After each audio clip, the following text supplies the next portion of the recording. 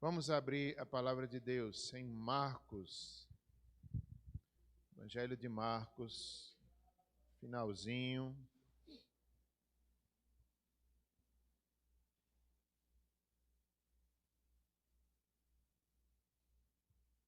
Capítulo 15, versos 16 a 20. Eu tentei andar um pouco mais rápido, mas não consegui. A gente vai ficar só com esses versos mesmos hoje.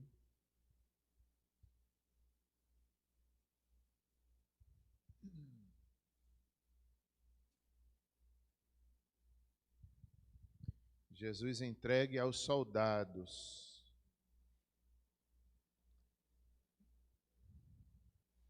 Os irmãos abriram a palavra de Deus. Vamos ler então. Então, os soldados o levaram para dentro do palácio, que é o pretório, e reuniram todo o destacamento. Vestiram-no de púrpura e, tecendo uma coroa de espinhos, lá puseram na cabeça. E o saudavam, dizendo: Salve, Rei dos Judeus! Davam-lhe na cabeça com um caniço, cuspiam nele e, pondo-se de joelhos, o adoravam. Depois de o terem escarnecido, despiram-lhe a púrpura e o vestiram com suas próprias vestes. Então, conduziram Jesus para fora com o fim de o crucificarem. Vamos orar mais uma vez. Senhor, obrigado pelo estudo do Evangelho de Marcos. Pedimos que o Senhor aplique a Tua palavra nas nossas vidas, edificando, conhecendo mais o nosso Deus, conhecendo mais a Jesus, conhecendo mais o Espírito Santo, esse plano maravilhoso de redenção. Aplica a Tua palavra em nós, em nossos corações, em nome de Jesus. Amém. Esse texto nos ensina tantas coisas, todo o Evangelho, né? Toda a Bíblia. Mas aqui nós vemos Jesus sofrer, né? Está caminhando para a crucificação. Aqui nós vemos Jesus publicamente, já aqui diante dos soldados, logo em seguida a crucificação, a ira de Deus em nosso lugar. É impressionante a forma que ele reage, que ele se submete às autoridades. Ele estava ali cumprindo uma missão que recebeu do Pai, e ele ali submisso, aceitando as bofetadas, as cuspidas, né? Os escárnios, os líderes ali políticos, religiosos, dizendo palavras duras, palavras de blasfêmias, e ele ali se comportando humildemente, reverentemente, como homem. Nós sabemos que ali ele estava como homem, ele era Deus também, mas ali ele sentiu cada bofetada. As palavras duras, as maldições, tudo isso por amor. Ele foi obediente até o fim, morte de cruz. Ele, além de estar ali espiando o nosso pecado, ele também está nos dando exemplo, como nós devemos viver, como nós devemos reagir. Jesus, como ele reage diante daquelas autoridades, dos governantes. Muitas vezes ele ficava calado ali, se fosse talvez outros se rebelava, gritava, dizia: eu sou inocente, e ele ali calado, cumprindo a vontade do Pai, cumprindo as profecias. Ele sabia o que estava fazendo. Quando falava, ele dava lições nas autoridades, nos governantes, em Pilatos, em todos os outros. Ele dizia, não é, que só estava acontecendo aquilo porque era da vontade do Pai, ele se entregar. Ele que tinha demonstrado seu poder, curando enfermos, expulsando demônios, andando sobre o mar, agora está ali na fragilidade incrível. De certa forma, um escândalo para todos. Como é que ele, que é o Messias, como é que ele que fez tudo isso, agora está numa fraqueza dessa? Ele não é o Messias. Alguns pensavam, salva-te a ti mesmo. Porque eles não entendiam o sofrimento do Messias, mas era necessário ele sofrer para nos salvar. Até a maioria dos discípulos saíram de perto, né, fugiram amedrontados, porque realmente era difícil de entender. Ele tem poder, porque ele não se livra?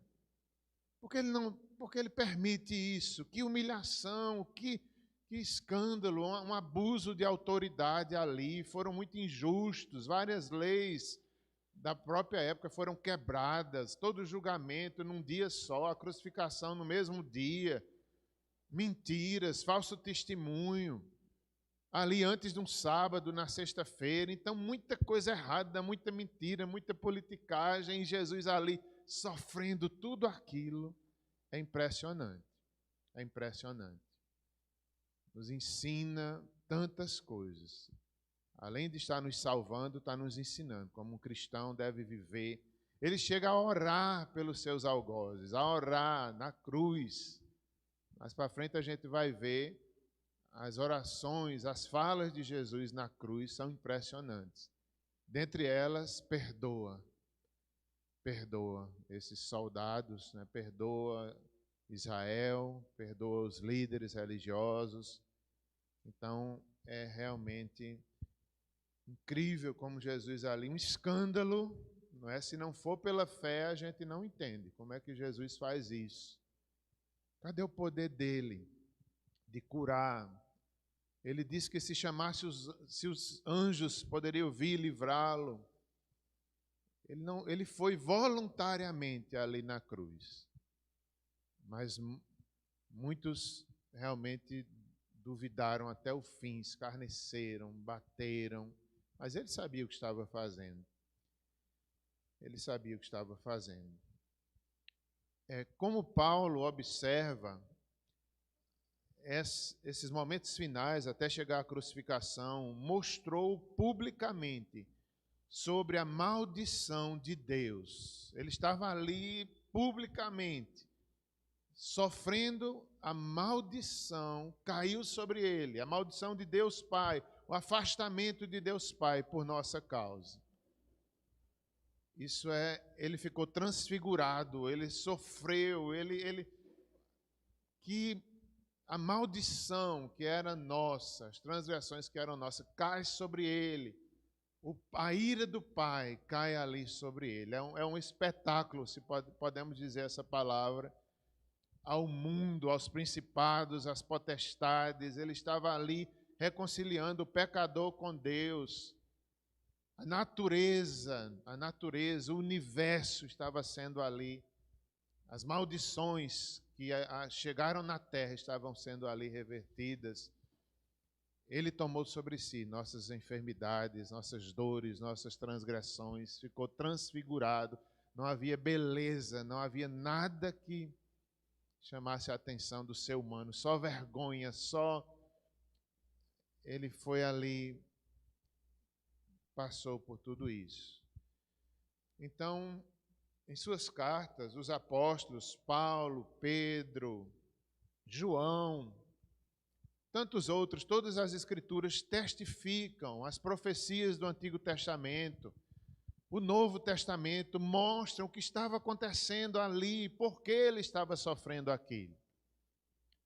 Paulo vai falar, Pedro também, João, o significado era necessário. Até Hebreus diz que Deus falou de várias formas através dos profetas, mas agora nos últimos dias falou pelo Filho. Então Deus estava falando, completando a aliança, a redenção, era necessário. As promessas feitas lá a Adão e Eva agora estavam sendo cumpridas. O descendente da mulher viria e salvaria. Então, não era novidade para Deus, para Jesus, mas que momento, que cumprimento das profecias. Eu quero pedir a ajuda dos irmãos para a gente ler alguns textos. Eu queria que nós abríssemos em Deuteronômio 21, verso 23. Na lei estava escrito, né, aquele que fosse pendurado no madeiro. Deuteronômio 21,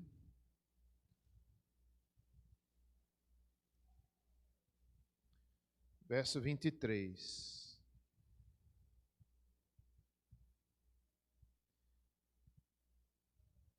Sobre as consequências do pecado de algumas pessoas. Se alguém puder levantar a voz e ler esse texto, Deuteronômio 21, verso 22 e 23, por favor.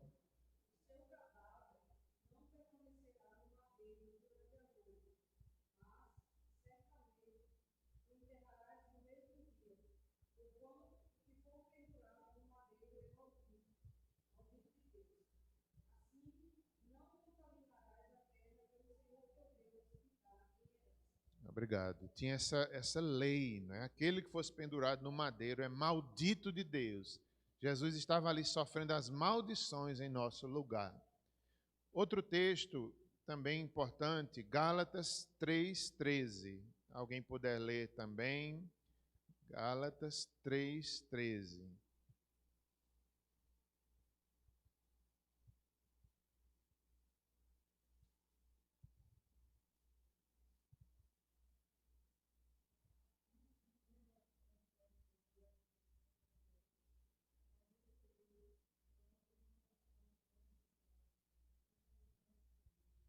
Exatamente, irmã. Obrigado. Ele nos resgatou da maldição da lei, fazendo-se ele próprio maldição em nosso lugar. Foi um resgate. Nós somos livres do poder do pecado. Nós somos livres das maldições por causa que Cristo tomou aquilo que era nosso. Gálatas 3:13.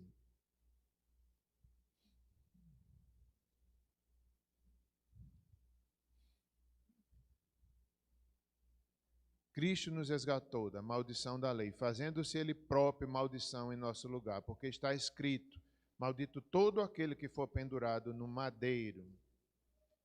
Era uma pena que não foi só Jesus que sofreu.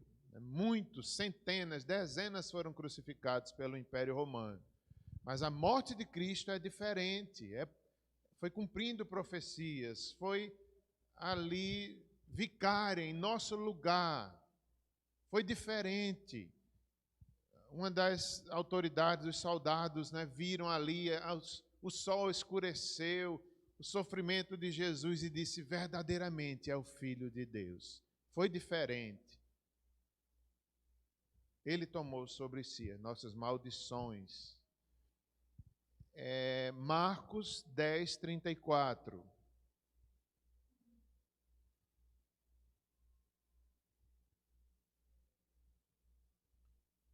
Se alguém puder ler também.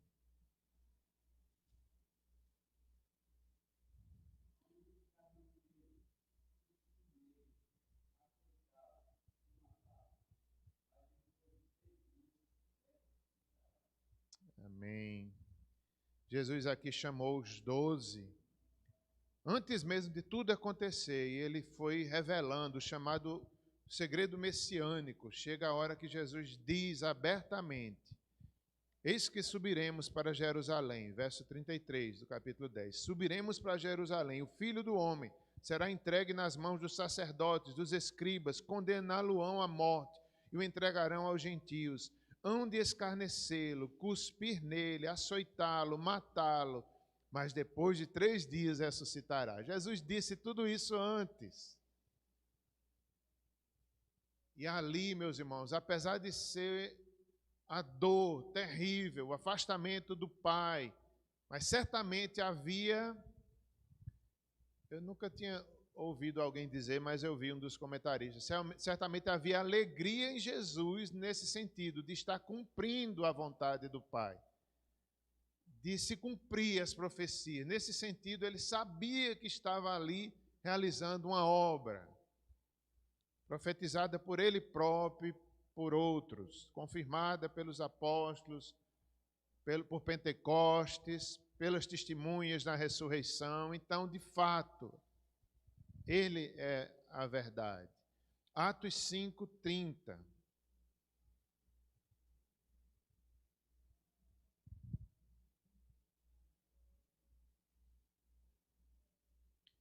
Se alguém puder ler também.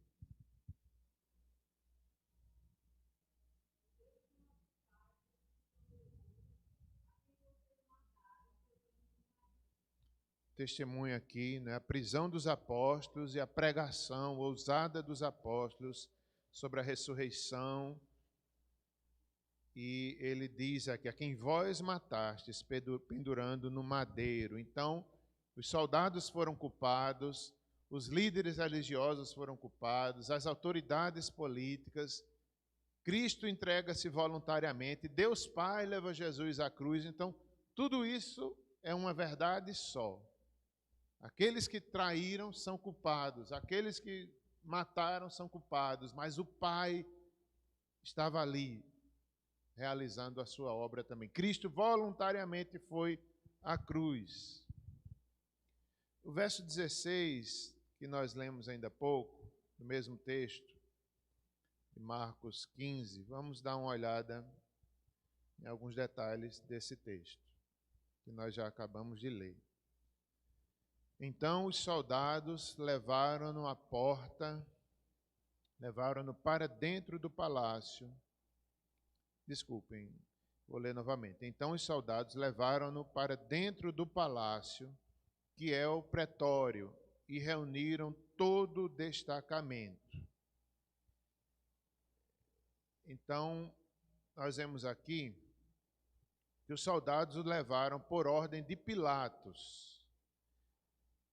No entanto, Pilatos, pelo que se entende, né, os estudiosos aqui entendem que Pilatos, ele ordena, leva para a crucificação, ele permite açoites. No entanto, ele não ordena que façam dessa forma absurda que foi feito, com espancamento, né, brincando, ali desonrando. Nenhum ser humano deveria sofrer aquilo, quanto mais Jesus. Então, por mais que Pilatos não tenha ordenado fazer daquela forma, de certa forma ele permitiu, ele consentiu, ele viu. Então há um exagero ali muito grande. Se for como quem é o autor daquele filme, pastor, que você falou outro dia, Mel Gibson? Se for como Mel Gibson fez, é impressionante. Ele fica todo ensanguentado. Realmente, naquela época, né, os chicotes, eles colocavam ali na ponta pedaços de ossos ou de metais para dilacerar a carne da pessoa, né? No caso aqui, Jesus. Então, é possível que ele tenha ficado ensanguentado. Ele vinha de um sofrimento muito grande, desde a madrugada, sendo levado de lugar em lugar, humilhado, sendo traído. Então, ele não consegue nem carregar a cruz, o percurso todo. É preciso alguém vir ajudá-lo. Então, ele está ali exausto. Foi um exagero de julgamento.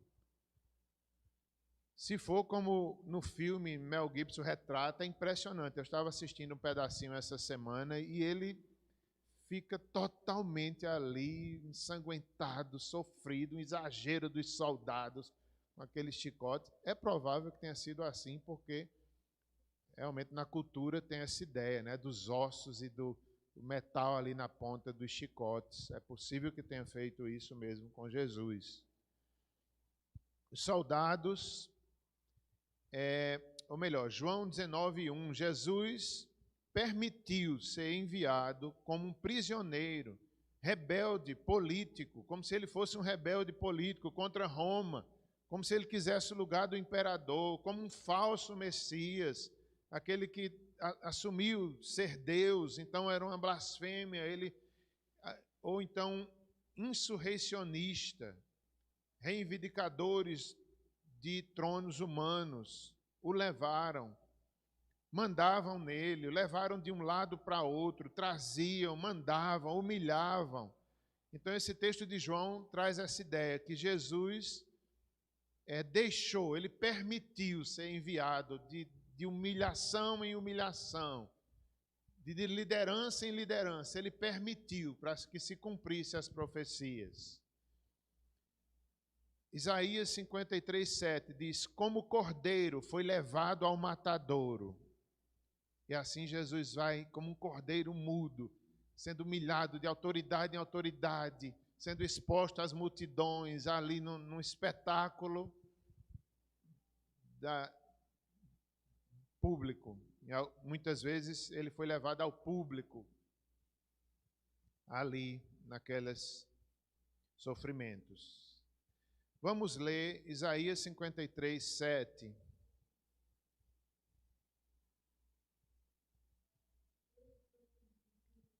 Isaías 53.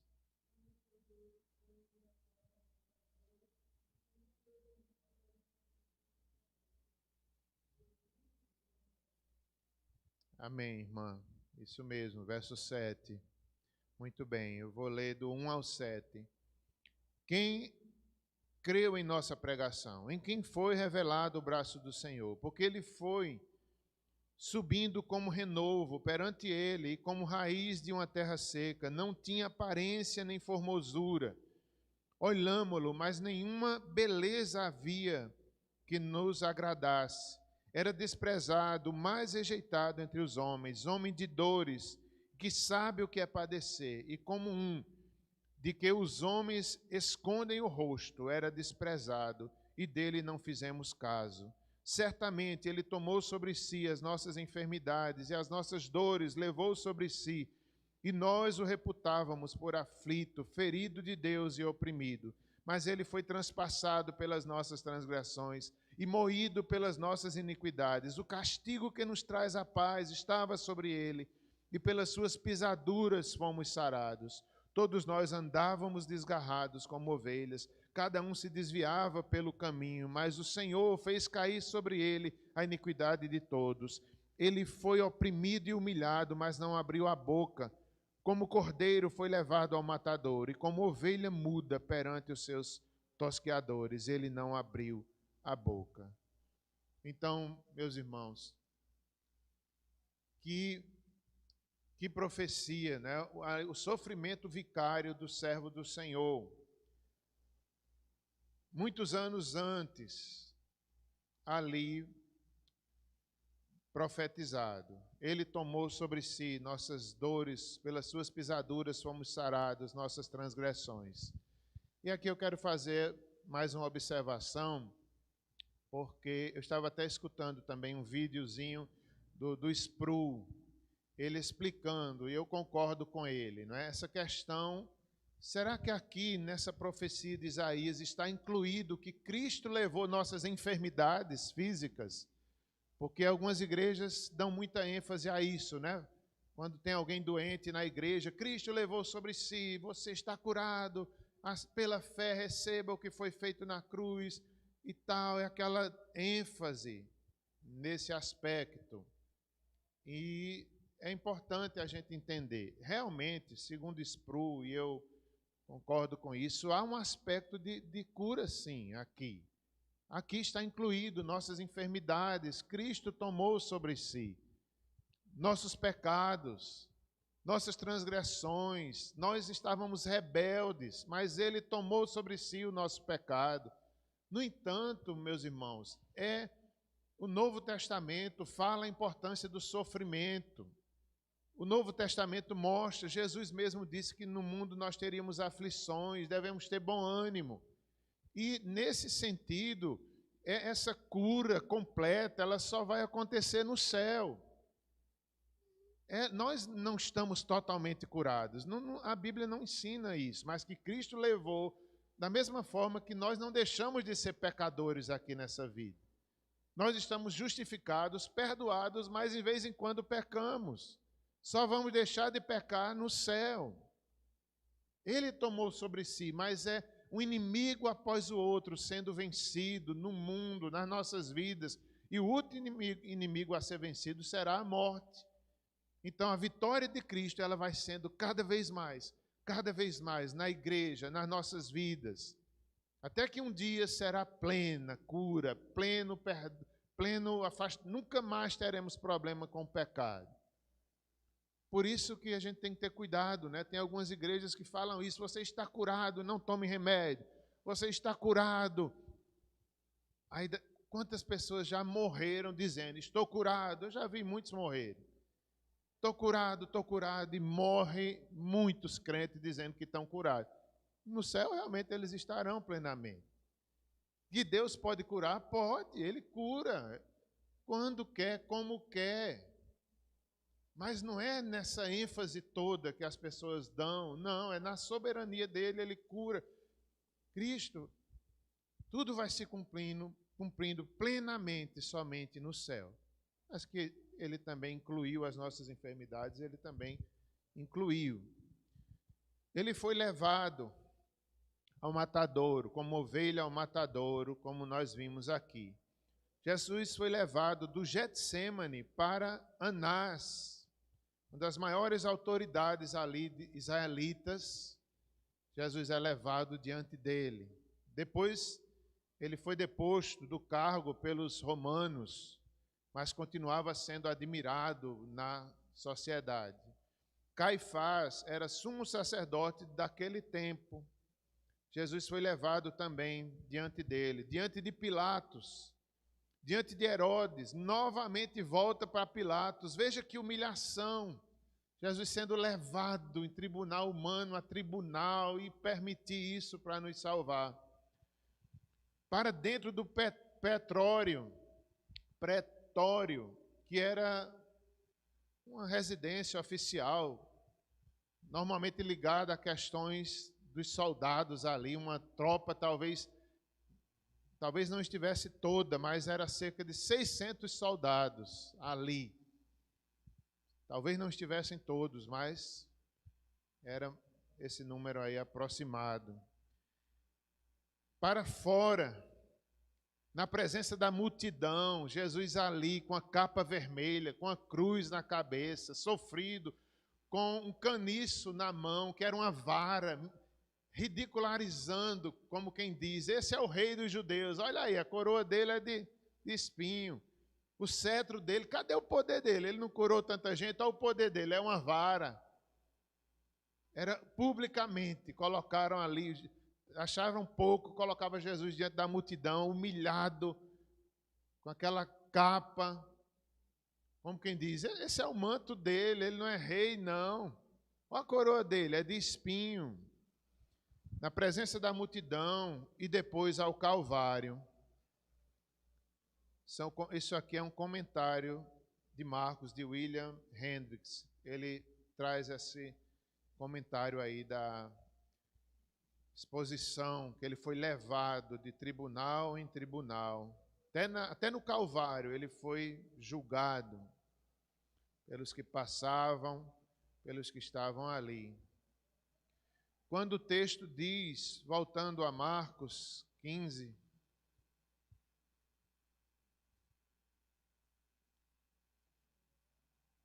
estamos no verso 16, capítulo 15, verso 16.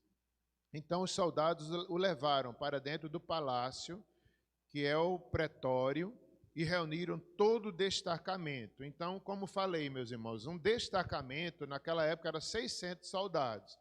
Não quer dizer que estivessem todos ali, mas eram muitos soldados ali escarnecendo de Jesus. A ideia, meus irmãos, é que um após o outro adorava, se ajoelhava diante dele. Saía um, vinha outro soldado, batia, cuspia. A ideia é que, imagine quantos ali escarnecendo, adorando falsamente, desonrando, para brincar com ele, entre aspas, divertindo-se com o Rei dos Reis, com o Rei dos Judeus. Eles provavelmente consideravam Jesus como um falso rei reivindicador ao trono real. Uma pessoa que não merecia nada além de escárnios. Satirizaram repetidamente a ideia da autoridade real de Jesus, batendo com seu cedro na sua própria cabeça, meus irmãos. Cada vez, certamente, que batia, o espinho entrava mais fundo.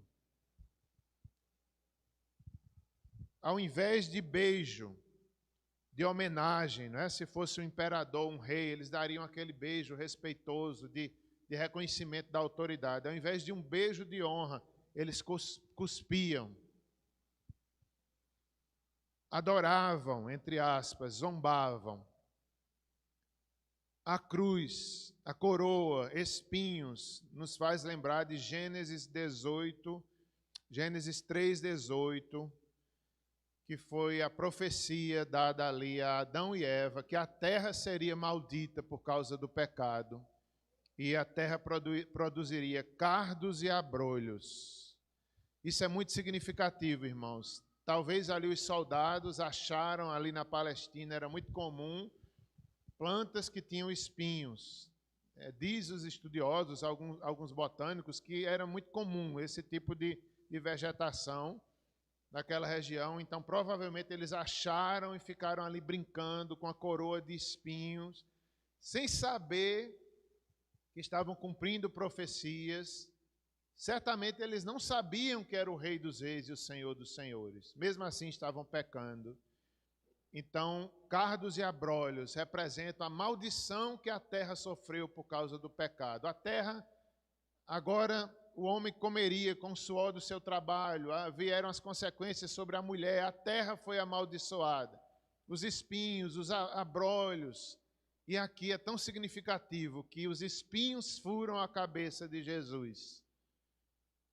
É significativo demais isso, não é? A maldição que está na terra, ela foi tomada por Cristo, para que a terra um dia seja restaurada. A terra geme, como Paulo explica lá em Romanos, a terra geme, nós gememos a redenção, nós gememos a adoção, que Cristo ali reverteu na cruz. Um dia será tirada a maldição que foi colocada nessa terra, nos animais, nos vegetais. Como é triste ver os animais sofrendo, ver o próprio mundo sofrendo, temperaturas. Isso é a maldição que foi dada por Deus lá na cruz. E Cristo tomou sobre si. Cristo levou sobre si. Apesar do escárnio, os soldados declararam a verdade. Ele é rei de Israel. Sem saber, cumpriram as profecias do Antigo Testamento. Isaías 56, o servo do Senhor, o trajado mais fiel. Se alguém puder ler esse texto em voz alta, também seria bom. Isaías 50, verso 6.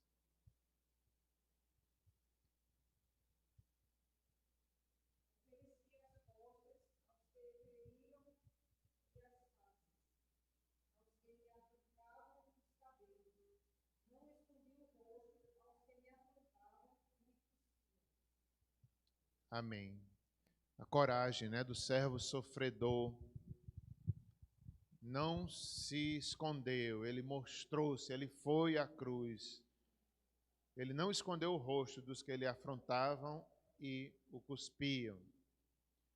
O sofrimento vicário do servo do Senhor, vicário, expiatório, substitutivo, como já lemos Isaías 53. Foi em nosso lugar, ele nos substituiu, foi expiatório, pagou o preço dos nossos pecados. Nós não precisamos mais temer a morte, a maldição, nós não precisamos mais ter superstições, medo, de Deus, medo das coisas sobrenaturais. Não, estamos em paz com Deus, ele expiou o nosso pecado. Precisamos mais viver sobre o domínio do pecado, podemos ser livres. O pecado não mais tem domínio sobre nós. O Salmo 22:6, um salmo messiânico, de certa forma, para todo israelita sofredor, mas se cumpre plenamente em Cristo. Mas eu sou verme e não homem, opróbrio dos homens e desprezado do povo. O sofrimento e a vitória do Messias, no Salmo 22:6, um salmo messiânico. Seguindo no texto de Marcos, versos 17 a 19. Vestiram-no de púrpura e, tecendo uma coroa de espinhos, lá puseram na cabeça. e o saudavam, dizendo: Salve, Rei dos Judeus! Davam-lhe na cabeça com um caniço, cuspiram nele e, pondo-se de joelhos, o adoravam. Alguns comentaristas dizem como deve ter doído quando ele foi despido e o manto foi colocado sobre ele, que estava ferido. Não é? Imagina uma pessoa já ferida, já sofrida desde a madrugada, e agora coloca um manto sobre ele, a dor que isso deve ter causado. Aqui em Marcos diz que o manto era púrpura. Então, Mateus fala escarlate. Provavelmente seria uma capa de um dos soldados, talvez uma capa desbotada, sugerem alguns comentaristas, que não tinha uma cor certa, não é? Uma capa meio escarlata, meia vermelha, meia roxa. Então, o importante não era a cor, mas era como se dissesse a capa de um rei falso, uma capa velha, provavelmente. Simbolizava a púrpura desbotada, púrpura ou escarlate.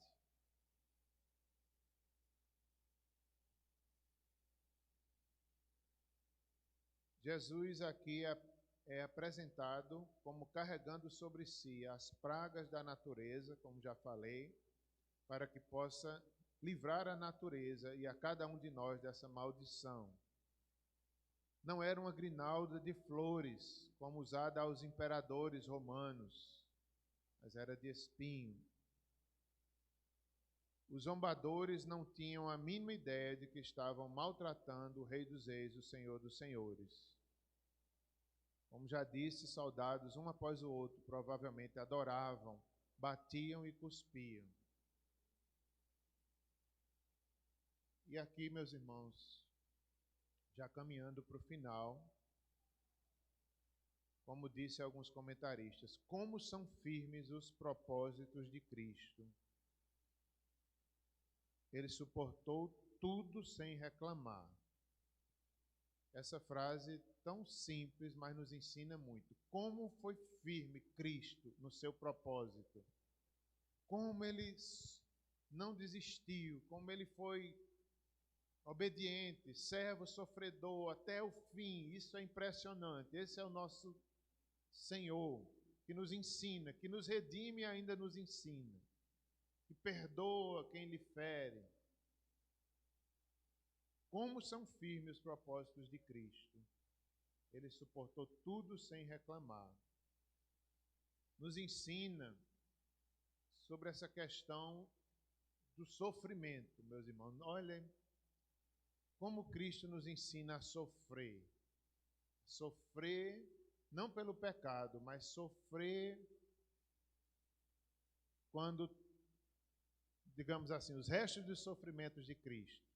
Há uma parte do sofrimento que é nosso, não para salvar ninguém, mas há uma parte que, através do sofrimento, nós seremos aperfeiçoados na obediência, na vida de santificação. Então, Cristo nos dá um exemplo nisso aqui também. Nós podemos aqui lembrar, esse sofrimento de Jesus é um ânimo para a igreja sofredora. O próprio Jesus disse aqui em Marcos, ali no seu sermão profético, ele disse que muitos dos cristãos seriam levados aos tribunais, seriam perseguidos, seriam açoitados. Jesus disse isso já aqui em Marcos. Então, ele próprio é açoitado como modelo para os seus filhos que seriam açoitados. Faz lembrar a igreja sofredora, que a gente tanto tem orado aí, os países onde há um alto nível de perseguição. Como isso deve consolá-los? Eles sabem o que é padecer, o que é ser... Porque por ser cristão, muitas vezes perde família, sofre, perde seus bens. Cristo até nisso é um exemplo para a igreja sofredora. Como a gente não quer sofrer? Como a gente reclama, meu Deus do céu. Quando eu lembro de Jesus na cruz, eu digo, meu Deus, ele não só na cruz, mas a humilhação de Cristo foi a vida dele terrena inteira, até chegar a esse sofrimento maior dos saudades e da cruz, mas foi a vida inteira sendo servo, sofredor, humilhado. E a gente não quer. E a gente não quer sofrer por coisas boas, sofrer para ser santo, sofrer tomando sobre nós aquilo que cabe a nós como igreja, sofrer por causa do Evangelho. Um dia todo esse sofrimento que passamos aqui, ele será pequeno quando estivermos na glória. Tudo será passado, tudo passou, toda perseguição da igreja, todo escárnio, toda chicotada que Paulo levou. Por isso que Paulo, já naquela época, dizia, nossa leve e momentânea tribulação. Como é que Paulo diz isso? Paulo passou fome, Paulo foi preso, foi humilhado, de cidade em cidade, naufrágios, sofrendo por causa de Cristo. Antes ele fazia os cristãos sofrer, agora ele estava sofrendo pelo Evangelho. E Paulo ainda diz isso, a leve e momentânea tribulação. É leve e momentânea diante da eternidade. Diante da eternidade, todo o sofrimento que os cristãos passam aqui. No céu, o Senhor enxugará todas as lágrimas. Não haverá mais morte, não haverá mais dor. Esse é o Evangelho, não é? Esse é o Evangelho. Todas as maldições. Só quem pode tirar as maldições da terra é Deus. Ninguém tira. Só no último dia que a terra será livre. Eis que o Senhor fará novos céus e nova terra. Tudo se fará novo. Como são firmes os propósitos de Cristo. E ele será fiel até o fim. Todos os inimigos se dobrarão diante dele. Até os inimigos últimos, os mártires. Cristo não voltará, como diz Apocalipse, até que o último mártir seja morto pelo Evangelho. Até que o Evangelho seja pregado em todas as nações.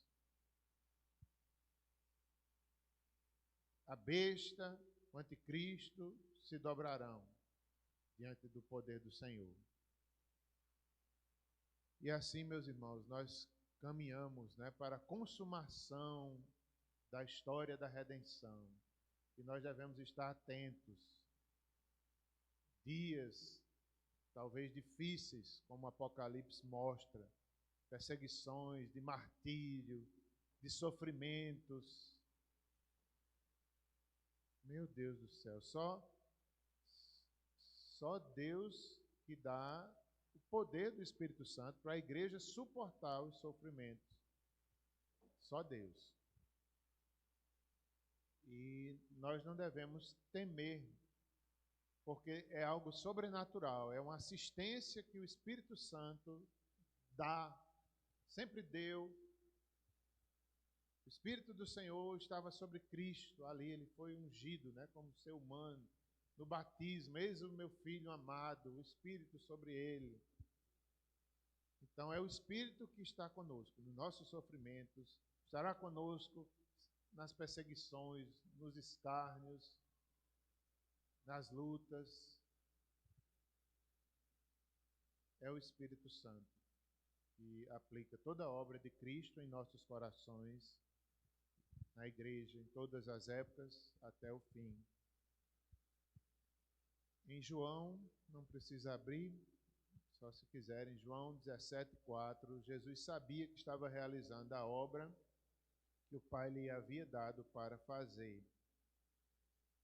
E 2 Coríntios 8,9, ele tornou-se pobre para que em sua pobreza nos tornássemos ricos, diz o apóstolo Paulo. Ele tornou-se pobre para que nós fôssemos ricos. para que nós pudéssemos ter a redenção, a salvação, as necessidades supridas, a riqueza da sua graça, a riqueza da sua salvação, como o próprio Isaías diz: vinde sem dinheiro, sem preço, vinde a graça, vinde a salvação.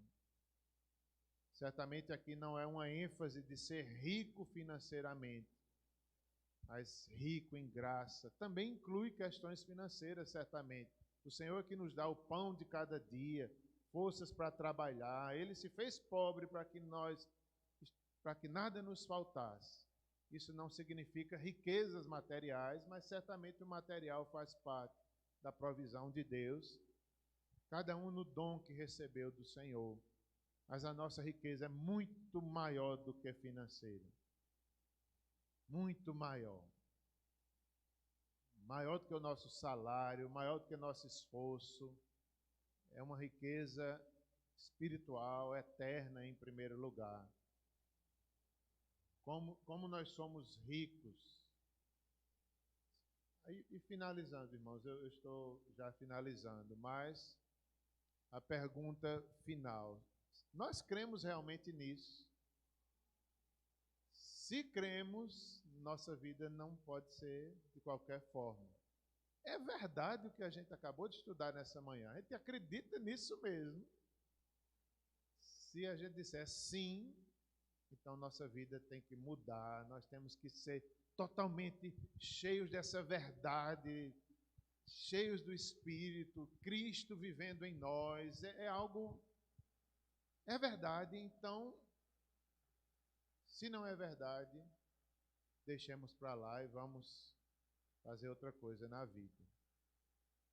Eu sempre me lembro, quando eu estava conhecendo a Cristo, os primeiros dias, né, de conversão e até mesmo antes um pouco, eu dizia: meu Deus, é verdade isso que tem na Bíblia? Eu, adolescente, eu pensava assim: se for verdade, isso vai mudar totalmente a minha vida. Aí eu tinha medo, eu dizia: eu não quero me entregar a uma mentira, eu não quero me entregar a uma falsidade, eu não quero me entregar a algo escrito por homens religiosos, falsos. Mas se é verdade, eu tenho que viver por essa verdade, eu tenho que viver como Cristo, eu tenho que honrá-lo, eu tenho que adorá-lo, não como os soldados fizeram, de mentira, de desonra, mas eu tenho que adorá-lo em verdade. Eu tenho que ter minha vida submissa. Ser como ele, um servo sofredor, a vida sofrer pelo Evangelho, pregar o Evangelho. Isso é verdade. Eu tinha muito medo de me entregar a Cristo por causa disso. Eu dizia: é muito grande isso. Não... Isso é verdade. Aí eu ficava pensando, né? Meu Deus, será que é verdade mesmo? E graças a Deus, hoje, mais de 30 anos depois, eu posso dizer com muito mais convicção: é verdade. Valeu a pena, não há caminho mais lindo, mais sábio. Ele é a verdade. O pastor Érico pregou sobre isso, acho que foi o pastor Érico, foi Tiel, dizendo, né, ali: onde está a verdade? Onde está a verdade? Acho que foi Pilatos que perguntou. Estava ali diante da própria verdade. Ele é o caminho, a verdade e a vida. O céu existe, a eternidade logo, logo estará diante de nós. Nós devemos ansiar por esse dia, onde a vitória de Cristo será plena, onde haverá restauração de todas as coisas, do nosso corpo que sofre, que adoece, a natureza que geme, o Espírito geme por esse dia, que chegue logo esse dia. Como é ruim ter um corpo que adoece, não é? Ontem eu estava sentindo umas dores aqui, eu estava até analisando essas dores, apertando aqui no peito, doendo. Hoje já não está mais, graças a Deus. Mas doía ontem, e eu comentava com meus filhos, ou foi com Simone, eu dizia: Simone, faz uns 2 anos que eu sinto essa dor aqui, do peito para a direita. Aí Foi mesmo na época da Covid, né? Que eu tive Covid, eu digo, será que isso é alguma coisa pulmonar? Fui ao médico, fiz exames e não acusou nada no pulmão. Eu digo, parece ser no pulmão. Aí ontem que eu estava imaginando, eu digo, meu Deus, vai ver que isso é refluxo. Vai ver que isso aqui é alguma coisa ligada ao refluxo que eu sei que tenho. Então eu estava percebendo essa dor, não é? Então, gente, é só um exemplo. Um dia tudo isso vai passar, um dia o refluxo vai passar, um dia qualquer dor, como vale a pena a gente adorar, a gente viver, a gente acredita mesmo nisso. Cada bofetada que Jesus sofreu ali, cada cuspida foi por nós. Ele nos ama mesmo, é verdade que Deus nos ama. Deus ama a gente, Deus nos salvou, isso é verdade. Se for verdade, meus irmãos, nossa vida tem que ser bem diferente, viu? Ou então, a gente tem uma escolha agora a fazer. Ou seguir como discípulo, eu quero ser discípulo, isso é verdade, eu creio. Ou então, sair. Como muitos discípulos, quando viram a mensagem, saíam. Tão dura, eles saíam, se afastavam, não quero isso para mim. E os discípulos de Jesus perguntavam, Senhor, eles estão indo embora, como quem diz, o Senhor não vai fazer nada. Aí Jesus dizia, vocês querem ir também? Querem ir também? Então, meus irmãos, finalizando essa aula, né? É verdade, mudemos de vida, sigamos, busquemos honrar a Deus. Se não é verdade, desista, não quero, não vou seguir uma besteira, uma ilusão dessa tão grande. Uma loucura que colocaram na Bíblia. Mas é verdade, então se dedique, se santifique, logo o Senhor virá, logo o reino de Deus estará ali, todas as coisas serão passadas. Vale a pena a gente consagrar a nossa vida, Ele que deu a vida por nós, não vale a pena a gente dar a nossa por Ele? É verdade, Ele é o caminho, a verdade e a vida. Eu posso dizer, depois de mais de 30 anos, faria o mesmo. Não, já procurei em outro lugar, mas não achei uma verdade tão grande como essa. Eu, às vezes, sou um pouco exagerado. Às vezes eu digo para meus filhos, vocês não são obrigados a ficar na igreja, não, porque eu sou pastor, não. Eu quero que vocês entendam o Evangelho.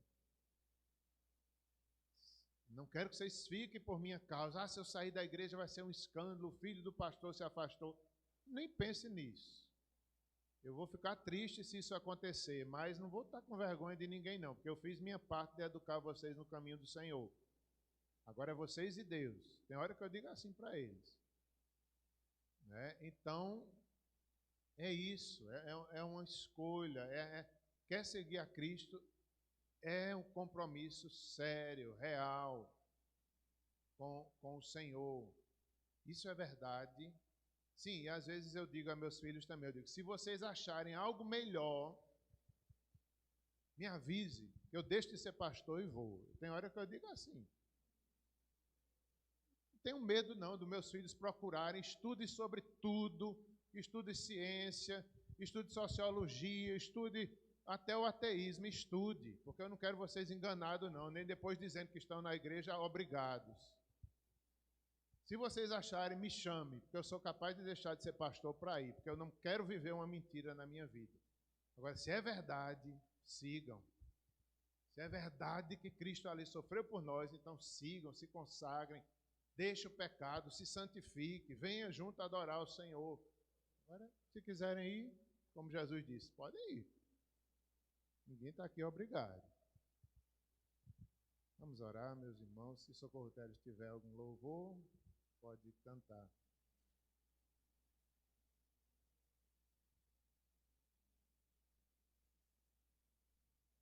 Senhor, oremos, irmãos.